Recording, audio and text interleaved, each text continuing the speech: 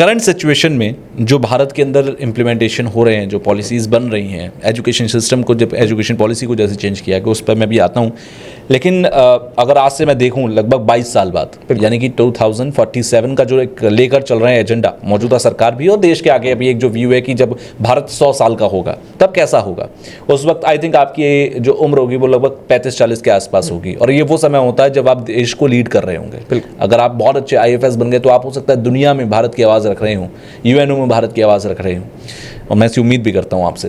तो जब वो दिन आएगा आपको क्या लगता है भारत क्या होगा उस दिन, आज के अगर पॉलिसीज़ को लेकर ही हम आगे बढ़ते रहे तो? देखिए, मेरे अनुसार पॉलिसी से कुछ होता नहीं जब तक उसका इम्प्लीमेंटेशन ना किया जाए। नेशनल एजुकेशन पॉलिसी 2020 बहुत अच्छी चीज़, मैं तो कहूँगा कि हमारे भारतीय इतिहास में शैक्षिक क्षेत्र में, शैक्षिक प्रणाली में सबसे बड़ा चेंज है। बहुत अच्छी चीज़ जो मोदी सरकार लाई, मुझे लगता है कि बहुत अच्छी चीज़। पर अगर इसको ग्राउंड लेवल पे अगर हम लोग इम्प्लीमेंट नहीं कर पा रहे, वहाँ से प्रॉब्लम स्टार्ट हो। और कर क्यों नहीं पा रहे? आप देखेंगे कि मेरी मदर जो है वो टीचर है, ठीक है, basic education department Uttar Pradesh में।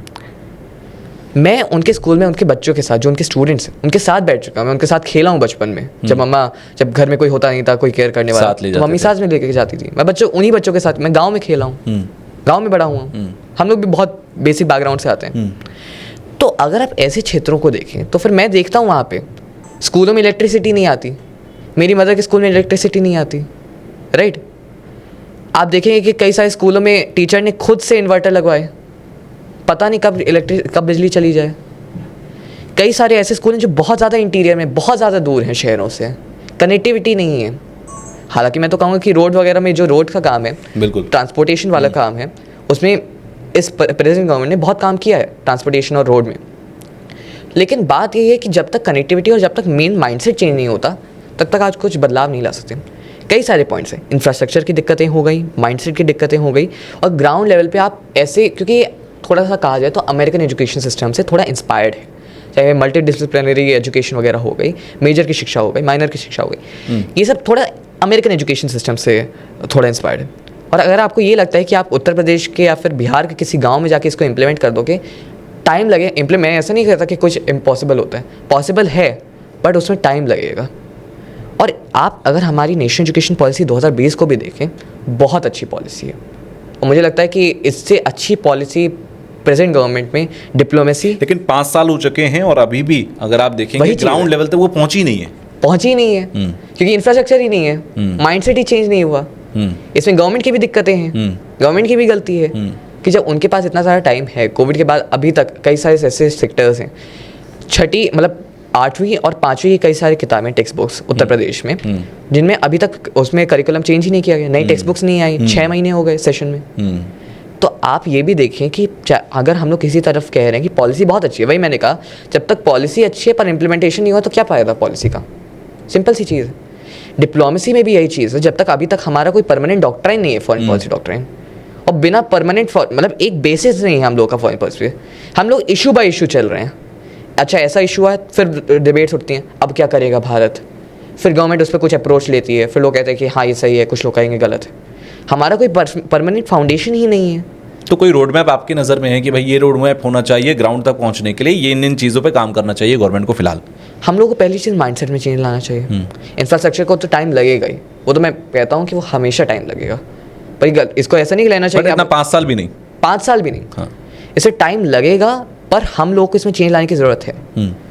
और इसमें केवल सरकार की गलती नहीं, सरकार की तो हो गई, उसका जो उसकी साइड से है उसका तो मैं गलती मानूंगा ही, पर जनता में भी ये दिक्कत है कि उन लोग, आप ये सोचेंगे कि एकदम से आज के समय में जब रिजिडिटी हट जाएगी तो कुछ आर्ट्स के स्टूडेंट्स फिजिक्स पढ़ने लगेंगे, कोडिंग पढ़ने लगेंगे, इतनी जल्दी तो होगा नहीं। बिल्कुल। तो जनता की माइंडसेट में भी चेंज लाने में थोड़ा टाइम लगेगा, पर अगर NEP अभी तक इम्प्लीमेंट नहीं हो पाई है, ये भी एक बहुत बड़ी दिक्कत है, इसको तो मैं मानूंगा। कोई रोड मैप आपके पास है कि इस स्टेप से आगे बढ़ना चाहिए? माइंडसेट आपने बताया सबसे पहले चेंज करना पड़ेगा। पहले हम लोग को नेशनल एजुकेशन पॉलिसी जो है, पहले हम लोग को टीच, और एक और चीज़ है इसमें कि मदर टंग एजुकेशन जो है, कि हम लोग 5वीं तक हम लोग मदर टंग में पढ़ाएंगे। बिल्कुल।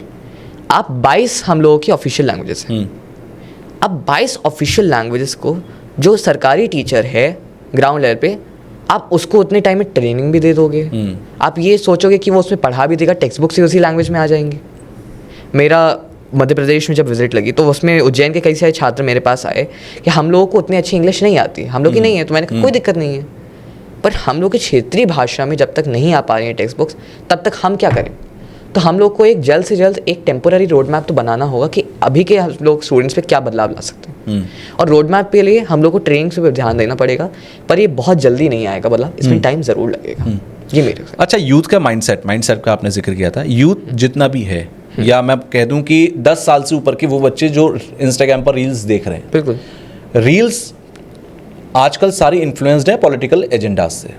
अब पॉलिटिकल एजेंडा जब रील्स में आता है और कोई भी यूथ उसको देखता है, या जो बच्चे आज यूपीएससी कर रहे हैं वो जो इन्फ्लुएंस हो रहे हैं डेली, जितनी भी न्यूज़ आर्टिकल्स आ रहे हैं या जितनी भी हिस्ट्री का आज की जो हिस्ट्री है या आज का जो टेक्स्ट है, उन सब से इन्फ्लुएंस हो रहे हैं। और वो जो नैरेटिव उनके दिमाग में सेट हो रहा है, जो रील्स के थ्रू, पॉलिटिकल एजेंडाज के थ्रू सेट हो रहा है, क्या वो आने वाली पीढ़ियों को सही डायरेक्शन मिल जाएगा? हम उनसे फिर कैसे उम्मीद करेंगे भविष्य की? इस चीज़ का मैं एक एग्जांपल देना चाहूँगा।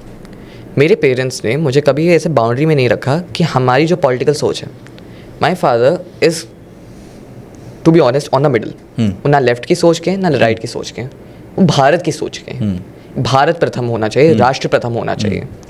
अगर उस राह में हम लोगों की कोई ऐसी चीज़ है जिसमें हम लोग खुद सैक्रिफाइस करना पड़े, हम वो करेंगे, लेकिन भारत पहले होना चाहिए।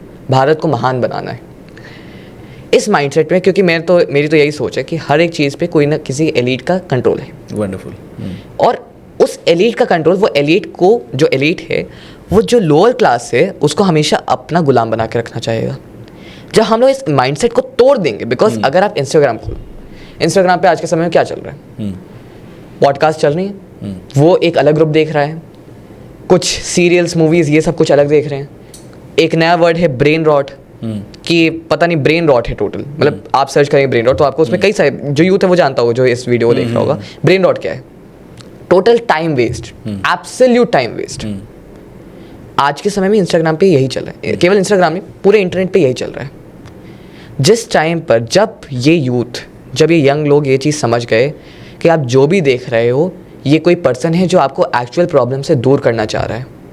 हमारे देश में जातिवाद बहुत बड़ा इशू है। बिल्कुल, जातिवाद ऑल टाइम, मैं ये तो नहीं कहूँगा ऑल टाइम हाई पे। अम्बेडकर जी के संविधान ने बहुत सारे बदलाव लाए हैं 70 साल में, पर ऐसे बहुत सारे केसेस आते रहते हैं हमारे सामने, जैसा कि अभी कुछ समय पहले इटावा में हुआ, जिसमें कथावाचक के बाल कटवा दिए गए, उसके मुंडवा दिया गया, बिल्कुल, और उसके ऊपर ब्राह्मणी का यूरिन डाला गया। ये कोई स्पेसिफिक कास्ट के खिलाफ नहीं, बल्कि एक माइंडसेट के खिलाफ है। जातिवाद का माइंडसेट हो गया, अनएम्प्लॉयमेंट, गरीबी हो गई, देश में डेवलपमेंट हो गया, हमारा माइंडसेट हो गया। तो जो एक्चुअल प्रॉब्लम्स हैं हम लोगों की, उससे हम लोग को ये सारी चीज़ें दूर करती हैं। और अगर हम लोग ये सोच रहे कि हमारे यूथ किसी दिन भारत को महान बनाएगा, वो इंस्टाग्राम पे किसी डांसर की रील्स देख के, कोई गाने सुन के, कोई मूवी देख के, कोई सीरियल देख के, कोई ब्रेन रॉट सुन के, पढ़ के, जान के, उसी को अपने मुंह से, जो वो जानेगा, जो देखेगा, जो वो सोचेगा, वही वो अपने मुंह से निकालेगा, वही वो आगे लोगों को बताएगा। अगर इसी चीज़ को हम लोग नहीं तोड़ पाए, इसी साइकिल को अगर हम लोग नहीं तोड़ पाए, तो भारत तो महान, भारत विश्वगुरु बनने से तो बहुत पहले ही रेस में पिछड़ गया। तो अगर हम लोग को इस चीज़ को सॉल्व करना है, जितनी जल्दी यूथ समझ जाएगा कि ये सारी की सारी चीज़ें, इंस्टाग्राम, बॉलीवुड, मूवीज़, स्पोर्ट्स का तो मैं खैर वो एंटरटेनमेंट होता है, लेकिन जितने भी प्रकार के एंटरटेनमेंट है, जिस दिन आप इन सब चीज़ों से दूर हो गए, जिस दिन आप अपने देश को, अपने जीवन को, अपनी सोसाइटी को एक बार अच्छी नज़रों से देखोगे, एक बार ध्यान से देखोगे, तब आपको समझ में आएगा कि एक्चुअल प्रॉब्लम्स क्या है और हम लोगों को काम करने की ज़रूरत क्या है। अगर आपको ये क्लिप पसंद आई है तो आप इसका पूरा पॉडकास्ट जरूर देखिएगा। उसका लिंक आपको डिस्क्रिप्शन बॉक्स में मिल जाएगा और वहां जाकर आप उस लिंक पर क्लिक करके फुल पॉडकास्ट को देखिए, एंजॉय कीजिए। कमेंट बॉक्स में मुझे जरूर बताइएगा कि आपको जो कुछ पॉडकास्ट में बताया गया वो कितना सटीक, कितना बेहतर, कितना नॉलेजेबल लगा, आपकी लाइफ में कितना वैल्यू एडिशन इसका हुआ। तो पूरा पॉडकास्ट देखकर फीडबैक देना बिल्कुल मत भूलिएगा।